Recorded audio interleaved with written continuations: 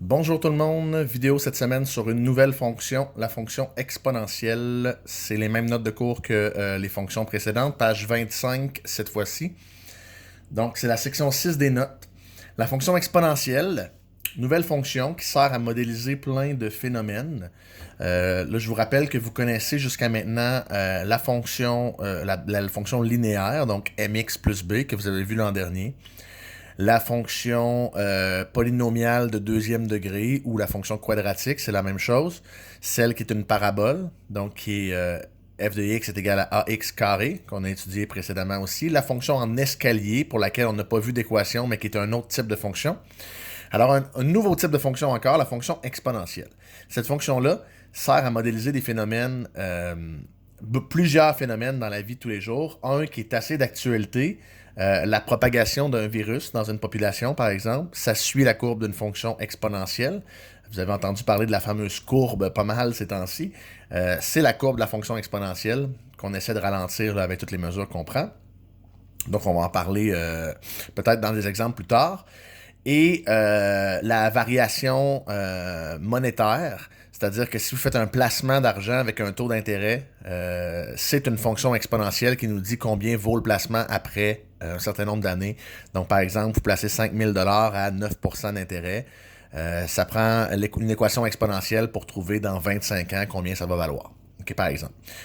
Donc, la fonction exponentielle, sa règle de base, c'est celle-ci. F de x est égal à a multiplié par c exposant x. Donc, notre x est en exposant dans cette fonction-là. Et on a deux paramètres, le paramètre a et le paramètre c. Le paramètre a, d'abord, c'est la valeur initiale. Donc, c'est simple, si vous avez votre graphique ou si vous avez votre table de valeurs, c'est le point qui croise l'axe des y. OK? Donc, dans ce cas-ci, ce serait 2. Parce que mon 0 est ici. Là. Fait que mon A dans cette fonction-là, ce serait 2. Okay, ma valeur initiale, je peux la voir dans mon graphique, je peux la voir dans ma table de valeurs.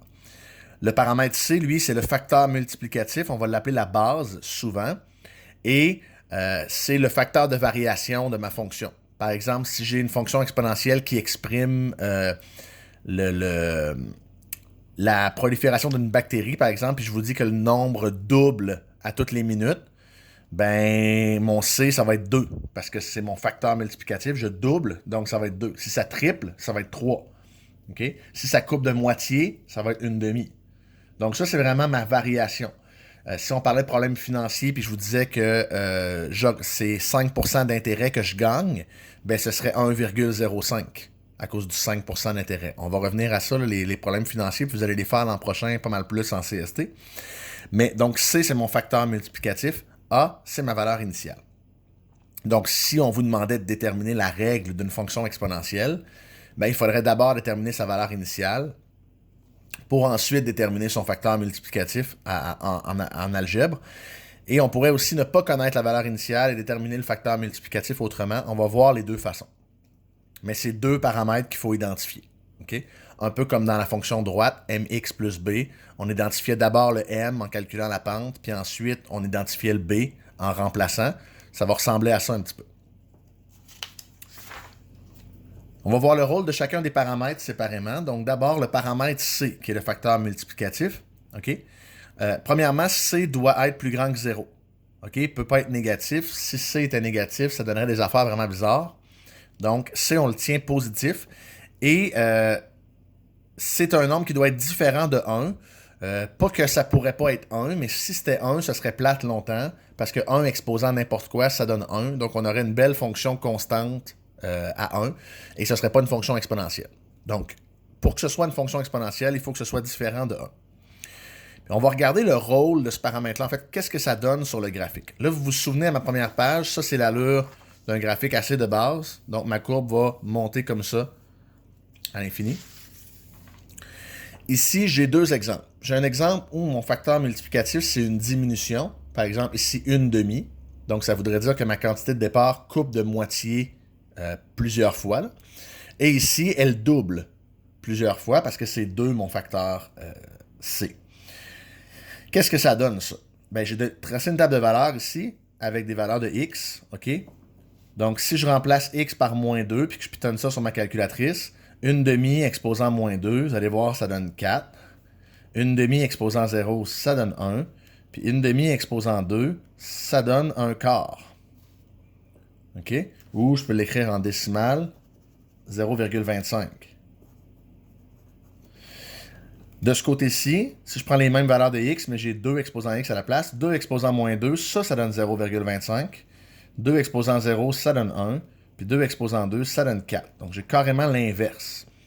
Ce que ça veut dire, ça, pour mon graphique, c'est que je vais avoir quelque chose comme ça, moins 2, 4, 0, 1, puis 2, 1 quart. Je vais avoir un graphique qui ressemble à ceci. Essayez de ne pas trop dessiner en fou. Ça ressemble à ça comme courbe. Et de l'autre côté, je vais avoir exactement la même courbe, mais à l'envers. C'est-à-dire que cette fois-ci, elle monte au lieu de descendre. OK? L'allure générale du graphique, dans le cas où C est entre 0 et 1, donc 0, quelque chose, la fonction est alors décroissante. Et si mon C est plus grand que 1, ma fonction est croissante. Et ça va toujours être vrai si c'est le même A. Okay? Si A ne change pas. On va voir ce que A fait de l'autre côté. Puis après, il va falloir combiner les deux. Mais pour C, avec le même A, si A est égal à 1 dans les deux cas ici, je n'ai pas de valeur initiale. Ma valeur initiale, c'est 1, je veux dire. Ben, si C est entre 0 et 1, c'est décroissant. Si C est plus grand que 1, c'est croissant. OK? Donc, la courbe des fonctions qu'on vient de tracer ici ne touche pas à l'axe des x. La remarque qui est là, c'est très important. C'est-à-dire que vous remarquez ici, j'ai descendu. Ça va descendre jusqu'à l'infini, mais ça ne touchera jamais le 0. Dans le fond, ça ne vaudra jamais 0, cette séquence-là. Même si je fais une demi exposant 7 milliards ici, là, ben ça ne vaut pas 0. Ça vaut un très, très, très petit nombre, mais qui n'est pas 0. Ça ne touchera jamais. Et ce qu'on va dire, dans le fond, de l'axe des x dans ce cas-là, qui est une droite à laquelle notre fonction ne touchera jamais, on appelle ça une asymptote. Puis je vais essayer de l'écrire comme il faut. Je n'ai pas checké mon orthographe avant. Je suis pas mal sûr que c'est comme ça.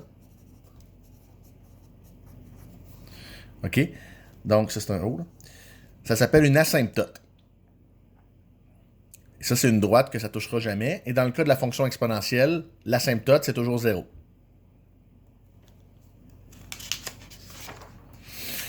Le paramètre A maintenant.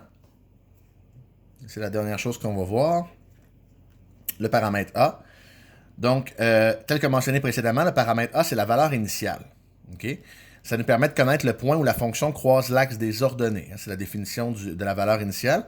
C'est une information intéressante pour faire l'esquisse de la courbe. Par exemple, ici, j'ai le même C dans les deux cas, qui est 2.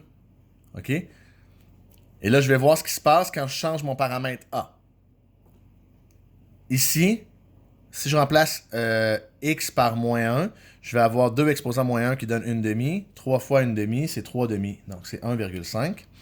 Ici, je remplace x par 0, ça fait 3 fois 1, ça donne 3. Puis si je remplace x par 1, ça fait 3 fois 2, ça donne 6. Donc, j'ai quelque chose comme 1,5 à moins 1, 3 à 0, puis 6 à 1. J'ai quelque chose comme ça. Ça, c'est ma courbe pour un paramètre A qui est positif. Pour un paramètre A qui est négatif, ben, au lieu de faire x3, ici, je vais faire x -3. Fait que si j'avais une demi ici, je vais faire -3. Donc, ça va être moins 1,5, moins 3, puis moins 6. Donc, ça va être les mêmes résultats que l'autre barre, mais en négatif. Ce qui veut dire qu'à moins 1, je vais avoir moins 1,5. À 0, je vais avoir moins 3. Puis à 1, je vais avoir moins 6. Donc, ma courbe, c'est sensiblement la même, mais par en bas.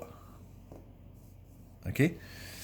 Dans le fond, pour passer de là à là, ce qui s'est passé, c'est que j'ai fait une réflexion. Ma courbe était ici, puis là, je l'ai réfléchie en bas. J'ai fait une réflexion par rapport à l'axe des x. C'est ce qu'on va écrire ici, la conclusion. Lorsque le signe du paramètre A change, la courbe subit une réflexion par rapport à l'axe des X. Je vais mettre les guillemets français, je vais me faire chicaner par vos profs de français. Donc, une réflexion par rapport à l'axe des X. C'est ce qui se passe quand on change le A.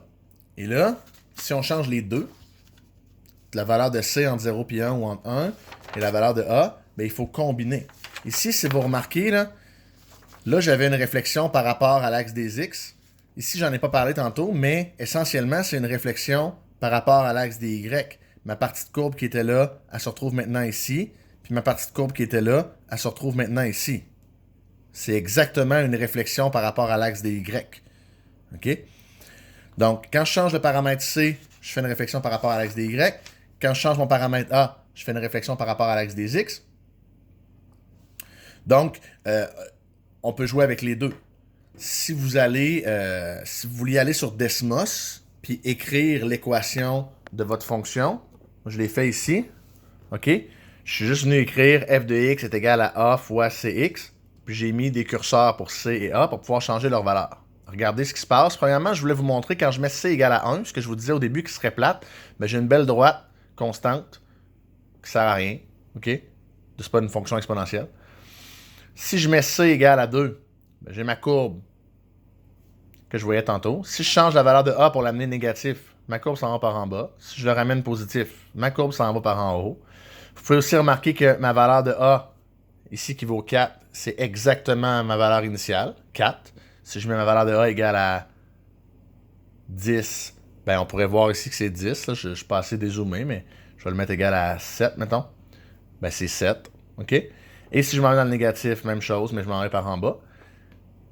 Et si je change ma valeur de C, puis je m'en vais en bas de 1, ben ma courbe change de bord, comme on a expliqué dans les notes. Puis si je fais les deux en même temps, je change ma courbe de bord pour lui, puis je change ma courbe de bord pour A, ben regardez, j'ai la double réflexion qui amène ma courbe ici. Fait qu'il y a 4 combinaisons possibles, en fait. Il y a C est plus grand que 1, A est positif, ma courbe est comme ça. Il y a A est positif, mais C est plus petit que 1. Ma courbe est comme ça. Il y a C est plus grand que 1, mais A est négatif. Ma courbe est comme ça. Et il y a mon C est plus petit que 1 et mon A est négatif. Ma courbe est comme ça. Donc, c'est les 4 combinaisons qu'il faut savoir, entre guillemets. Comme ça, quand vous allez voir l'équation écrite, vous allez avoir une idée. Est-ce que ma courbe est comme ça, elle monte ici ou elle descend là? Vous allez avoir une idée de c'est laquelle des 4 courbes, ça vous aide à répondre aux questions. Donc, ça fait déjà 13 minutes. Voilà pour cette vidéo-là. Prochaine vidéo, ce sera des exemples, la page 28 des notes.